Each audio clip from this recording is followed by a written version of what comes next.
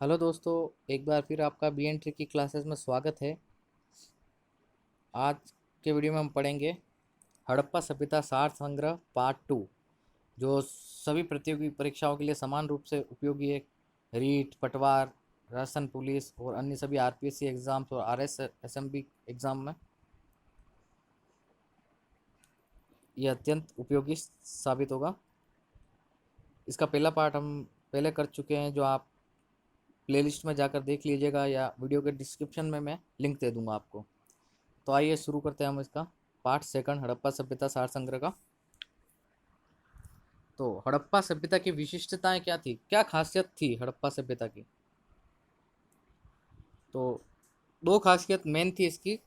पहली थी इसकी नगर आवासीय योजना और दूसरी थी जल निकास तंत्र, इसका जल निकास प्रणाली। तो सबसे प्रमुख थी इसमें ये नगर आवासीय योजना। अब इसका विस्तार हम देखेंगे, उत्तर से दक्षिण, पूरब से पश्चिम। हड़प्पा सभ्यता का प्रसार क्षेत्र, तो पूरब से पश्चिम इसका था आलमगीरपुर, मेरठ से लेकर सूतकागेंड और बलूचिस्तान तक। और उत्तर से दक्षिण, नॉर्थ से साउथ इसका था, उत्तर में मांडा जम्मू कश्मीर से लेकर दक्षिण में देमाबाद महाराष्ट्र तक। अब देखिए दोस्तों, एक प्रश्न बनता है, हड़प्पा सभ्यता की तृतीय राजधानी एवं दीनहीन बस्ती किसे बोला गया है? तो ये कालीबंगा को बोला गया है। ठीक है दोस्तों,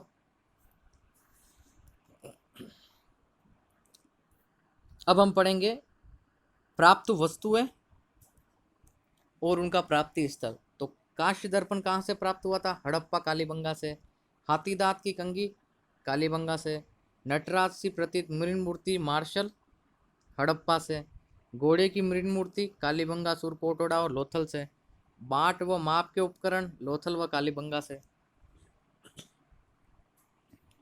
हाथी दांत का स्केल लोथल से। सीप का स्केल मोहनजोदड़ो से। ये मोहनजोदड़ो नहीं है, मोहनजोदड़ो है। मिट्टी की बैलगाड़ी कालीबंगा से। हल की लकीरें जुते हुए खेत कालीबंगा से। एकमात्र अलंकृत ईंट कालीबंगा से। लकड़ी की नालियां कालीबंगा से।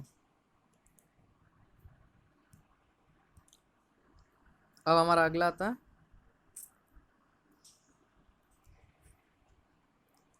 खेल स्टेडियम धोलावीरा से। मुर्दों का टीला मोहनजोदड़ो से। काशी नर्तकी की प्रतिमा मोहनजोदड़ो से। लिपस्टिक चौंदड़ो से। काशी नर्तकी मोहनजोदड़ो से। ताम्र वृषभ मूर्ति कालीबंगा से। पुजारी या योगी ध्यान मुद्रा में प्रस्तर की मूर्ति मोहनजोदड़ो से। अग्नि वेदिकाएं लोथल कालीबंगा बनावली से। पीतल की इक्का गाड़ी हड़प्पा से। हल्का खिलौना बनवाली से। बांध धोलावीरा मोहनजोदड़ो से।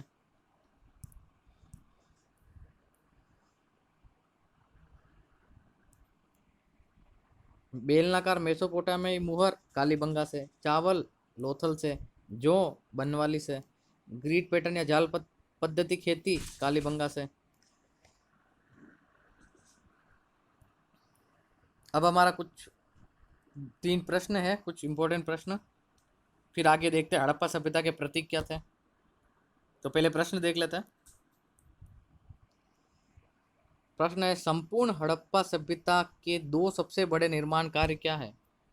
पहला तो है गोदीबाड़ा बंदर का लोथल में, दूसरा है अन्नागार हड़प्पा में। ठीक है। अब हमारा अगला प्रश्न आता है, मोहनजोदड़ो की सबसे बड़ी इमारत कौन सी है? अन्नागार है।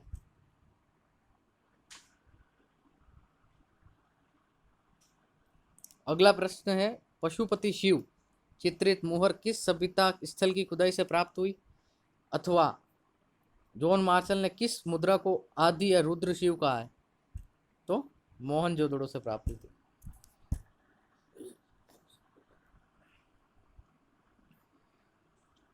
अब हम आगे देखेंगे हड़प्पा सभ्यता के प्रतीक क्या है। तो देखिए, पवित्र पशु माना गया है वृषभ को। पवित्र वृक्ष माना गया है पीपल को। पवित्र पक्षी बतख को। मोरों पर सर्वाधिक अंकन एक सिंगी देवता या पशु का। ठीक है। अब वापिस आगे कुछ प्रश्न आते हैं, थोड़े उनको देख लेते हैं हम। सेंधव मुहरे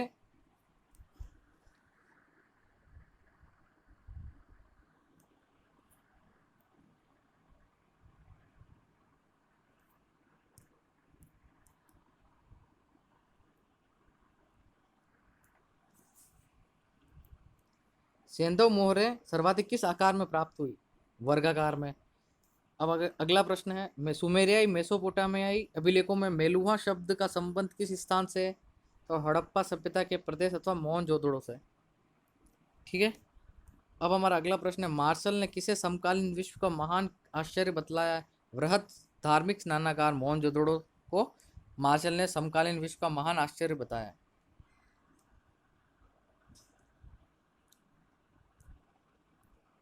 अब कुछ अगला है, सिंधु सभ्यता में प्रचलित धार्मिक विश्वास, मतलब सिंधु सभ्यता में या सिंधु सभ्यता हड़प्पा सभ्यता में कौन से धार्मिक विश्वास प्रचलित थे, या वो देखेंगे हम।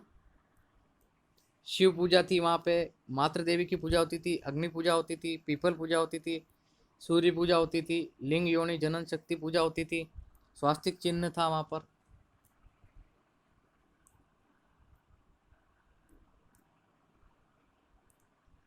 अब लास्ट है हमारा, सेंधव लिपि किस टाइप की थी? ठीक है, तो आइए देखते हैं। सेंधव लिपि भाव चित्रात्मक पिक्टोग्राफिक बुस्ट्रोफेदन थी, और पहली पंक्ति दाएं से बाईं ओर और दूसरी पंक्ति बाईं से दाईं ओर लिखी जाती थी। ठीक है दोस्तों, ये हमारा सेकंड पार्ट पूरा हुआ, सिंधु घाटी सभ्यता सार संग्रह या हड़प्पा सभ्यता सार संग्रह कह दो। अब अगला पार्ट आएगा, वो प्रश्नोत्तर रूप में होगा, जो इससे रिलेटेड प्रश्न जो भी बनेंगे वो बताया जाएगा आपको। उसके लिए वीडियो को बराबर देखते रहना, आप चैनल पर बने रहिएगा, और वीडियो अच्छा लगा हो तो लाइक करना, चैनल को सब्सक्राइब एंड शेयर करना। Thank for watching friend.